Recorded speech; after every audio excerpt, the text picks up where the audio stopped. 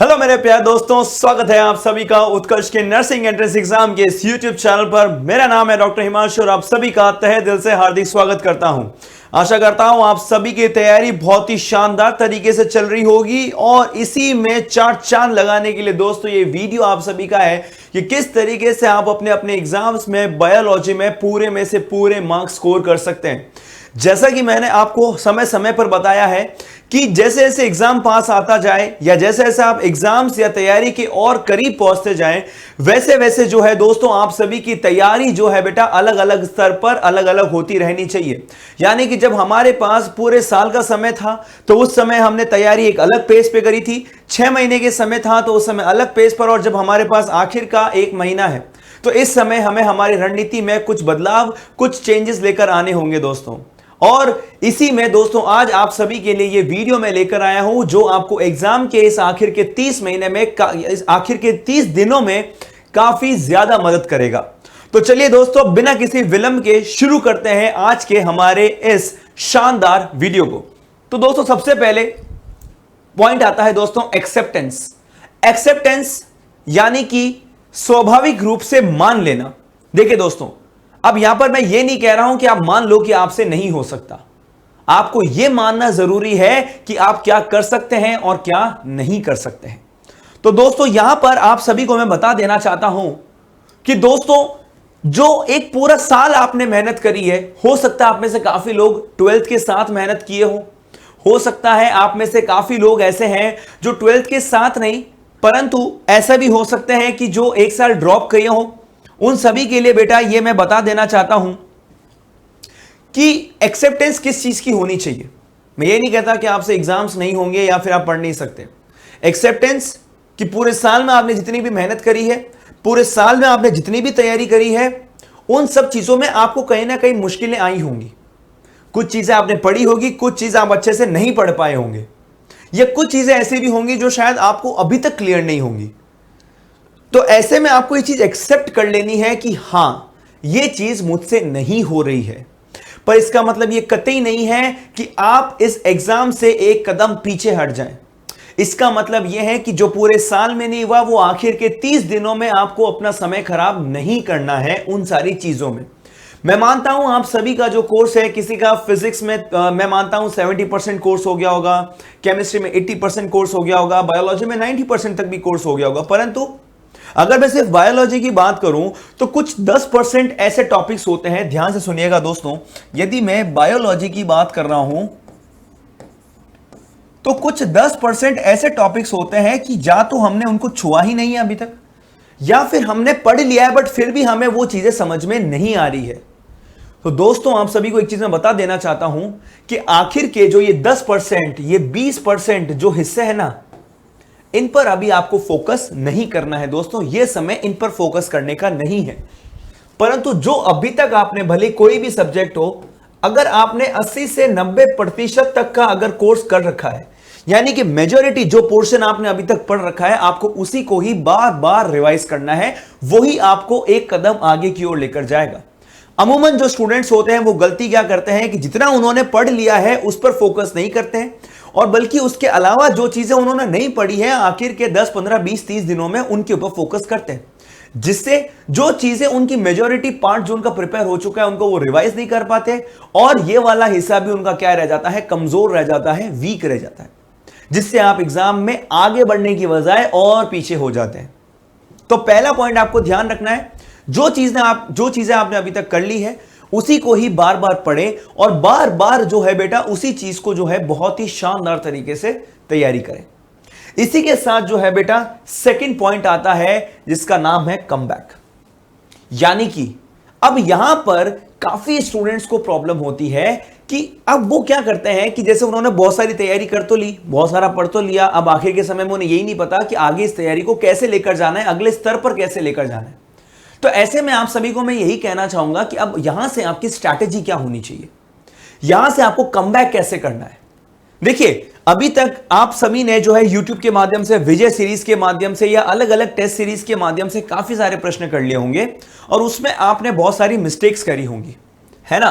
तो यानी कि सपोज करो कि आपने कुछ मिस्टेक्स करी है, उन मिस्टेक्स को अब आपको क्या करना है दोस्तों, रेक्टिफाई करना है। यानी कि पूरे हफ्ते आपने कुछ गलतियां करी, यानी कि पूरे महीने आपने कुछ गलतियां करी, परंतु इन गलतियों का रिजल्ट कब आएगा, जब आप इन्हें क्या करेंगे दोस्तों, रेक्टिफाई करेंगे। रेक्टिफाई करने का मतलब अमूमन आप में पता होगा, आप इस चीज को रिलेट भी कर सकते होंगे। जब भी मैं आपके लिए क्वेश्चंस लेकर आता हूं और कोई भी क्वेश्चन जब आप सॉल्व करते हैं और आखिर में जब मैं उसका सही आंसर आपको बताता हूं तो आप लोग क्या कहते हैं, ओ सर पढ़ने में थोड़ी सी गलती हो गई, ओ सर मैंने ध्यान से नहीं देखा। ये जो प्रॉब्लम है ना बेटा, इन चीजों को हमें रेक्टिफाई करना है, क्योंकि ये जो है बेटा एग्जाम में हमें दूसरा मौका नहीं मिलेगा। विजय सीरीज में तो आप सभी को बार बार बहुत सारे बेहतरीन क्वेश्चंस करने का मौका मिलता है। बहुत सारे ऐसे जो है बेटा प्रश्न मैं आप सभी के लिए लेकर आता हूं, रिपीटेड क्वेश्चंस लेकर आता हूं, जिसको आप बार बार पढ़ते हैं और आपको उनको पढ़ने की जो सही तरीका है, जो सही शैली है, वो आपको पता चल जाती है, परंतु एग्जाम में तो आपको मौका नहीं मिलेगा। तो जो गलतियां आपने करी है उनको आपको क्या करना है दोस्तों, रेक्टिफाई करना है और बार बार उन्हें दोहराना नहीं है। ठीक है ना। जैसे कि अभी तक आप क्या बोलते हैं कि सर हमने ढंग से पढ़ा नहीं, या फिर सर ये चीज मिस हो गया। तो अभी यहां पर आपको करना क्या है, यहां पर आपको जो मोस्ट इंपॉर्टेंट टॉपिक्स है,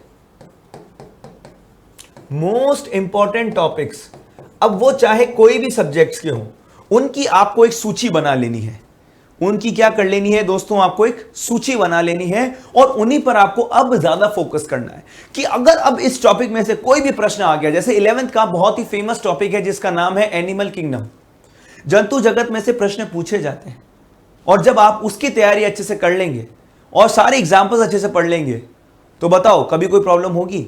अक्सर हम ये कहते हैं कि सर मैं इस टॉपिक में या इस क्वेश्चन में थोड़ा सा कंफ्यूज हो गया, कहते हो ना कि सर मैं तो कंफ्यूज हो गया, कि सर क्वेश्चन में पूछा क्या गया था, मैं तो कंफ्यूज हो गया, मुझे समझ में ही नहीं आया। तो इन चीजों को रेक्टिफाई करना, और वो आप कैसे करेंगे, कैसे कम बैक करेंगे दोस्तों, इसका एकमात्र सूत्र है, वो है बेटा प्रैक्टिस। क्या करेंगे दोस्तों, बार बार प्रैक्टिस, अभ्यास, बार बार आप प्रैक्टिस करेंगे। और इसी के साथ दोस्तों हम आ जाते हैं हमारी अगली कड़ी में, जिसका नाम है रिवीजन स्ट्रैटेजी। अब यहां पर आपको रिवीजन किस तरीके से करना है, ध्यान से सुनना है दोस्तों। सबसे पहले दोस्तों आप सभी ने अभी तक जितनी थ्योरी पढ़नी थी पढ़ ली। अब आपको मैं ये नहीं कहूंगा कि अब आपको लास्ट समय में थ्योरी लेकर बैठनी है, या फिर मैं आपको ये भी नहीं कहूंगा कि आपको लास्ट के समय में जो है बैठ के सारे नोट्स पढ़ने हैं। ये समय है केवल और केवल रिवीजन का, और वो किस तरीके से होना चाहिए, सटीक स्ट्रेटेजी आप सभी के लिए लेकर आया हूं। एंड आई एम श्योर इसके बाद आप सभी को काफी मोटिवेटेड और काफी अच्छा फील होगा। अब आपको करना क्या है दोस्तों, आप सभी ने अपने कोर्स के हिसाब से पूरा पढ़ तो लिया ही है, तो अब आपको क्या करना है कि मोस्ट इंपॉर्टेंट टॉपिक्स की एक आपको सूची बनानी है। सबसे पहले आपको क्या करना है दोस्तों, मोस्ट इंपॉर्टेंट टॉपिक्स की एक सूची बनानी है। उसके बाद आपको उनके एमसीक्यूज को प्रैक्टिस करना है। क्या करना है दोस्तों, उसके बाद आपको इनके एमसीक्यूज को प्रैक्टिस करना है। कर लोगे?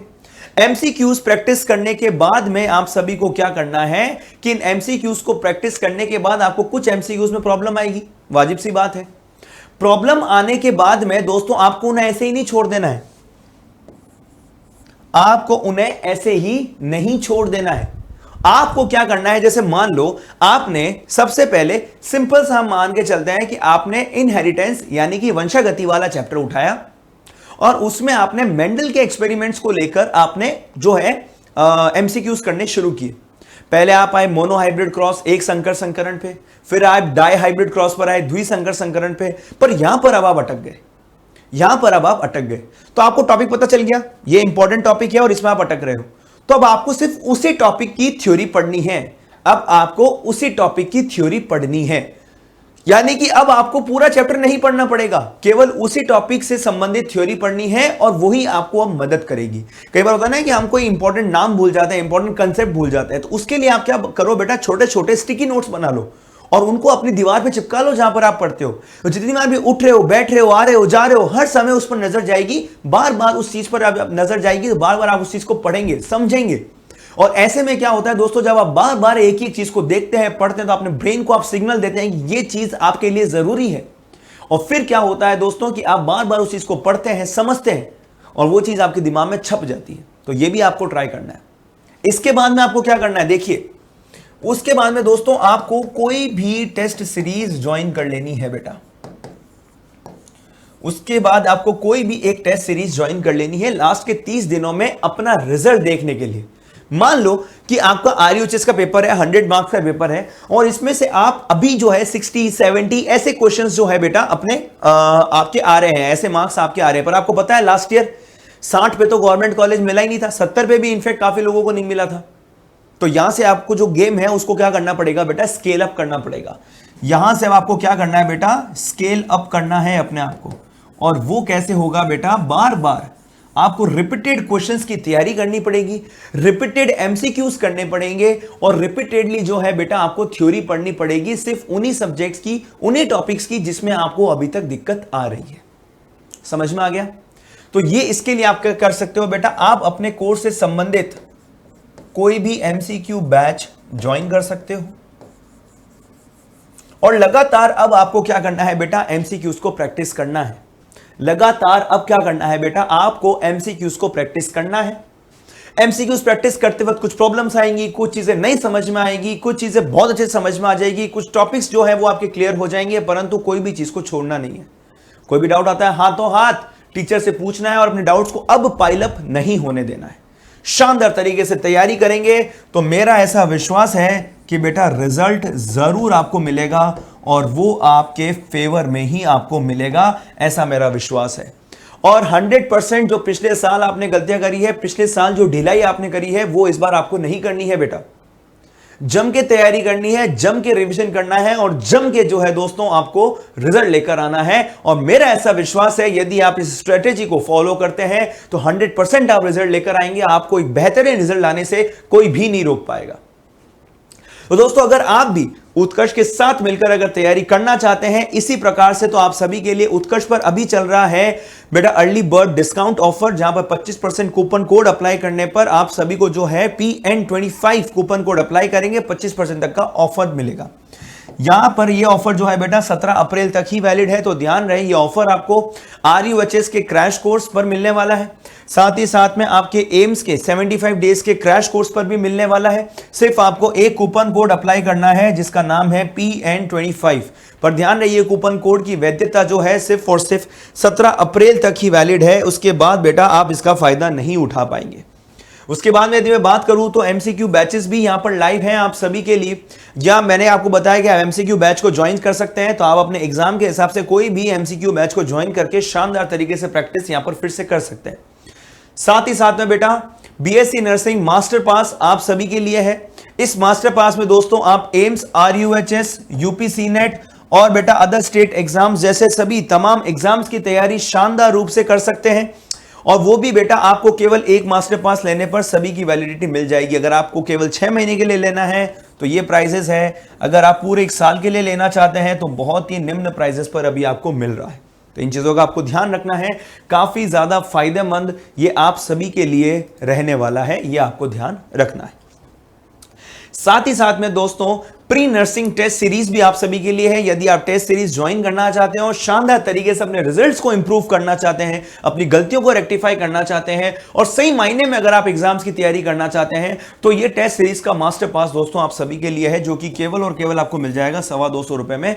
मानकर चलिए दोस्तों, आखिर के 1 महीने में इससे सस्ता इन्वेस्टमेंट आप नहीं कर सकते। लास्ट में दोस्तों आरोग्य बैच है, टारगेट बैचेस हैं बेटा आप सभी के लिए, और टेस्ट सीरीज जो है बेटा उस पर भी अभी आपको बहुत ही निम्न दरों पर जो है आपको टेस्ट सीरीज भी मिल जा रही है। तो ध्यान रहे दोस्तों, एम्स हो चाहे यूपीसी नेट हो चाहे आरयूएचएस हो चाहे कोई भी तरीके का हो बेटा, आपका टेस्ट सीरीज आप ज्वाइन कर सकते हैं और इसके अंदर जो है बेटा भरपूर फायदा आप सभी को मिलेगा, ऐसा मेरा विश्वास है। तो दोस्तों इसी के साथ इस वीडियो को जो है बेटा विराम देते हैं। आई होप आपको आज की इंफॉर्मेशन अच्छी लगी होगी और इसी तरीके से जो है आप तैयारियों को बहुत ही अच्छा करेंगे। और यदि आपके कोई डाउट है तो आप नीचे कमेंट करके जरूर बताइएगा। आशा करता हूं आपको आज का वीडियो अच्छा लगा होगा। अगर अच्छा लगा हो तो आप लाइक करके अपना समर्थन जरूर जता सकते हैं। चैनल पर नए हैं तो सब्सक्राइब कर सकते हैं। और साथ ही साथ में अगर आपकी नजर में कोई भी आपका ऐसा दोस्त है जिसको इस वीडियो की जरूरत है, तो एक बार शेयर करके अपने दोस्त का भी भला कर सकते हैं। तो दोस्तों तब तक के लिए all the very best. Thank you so much. जुड़े रहिए उत्कर्ष के साथ, मिलते रहेंगे। तब तक के लिए all the very best and thank you so much.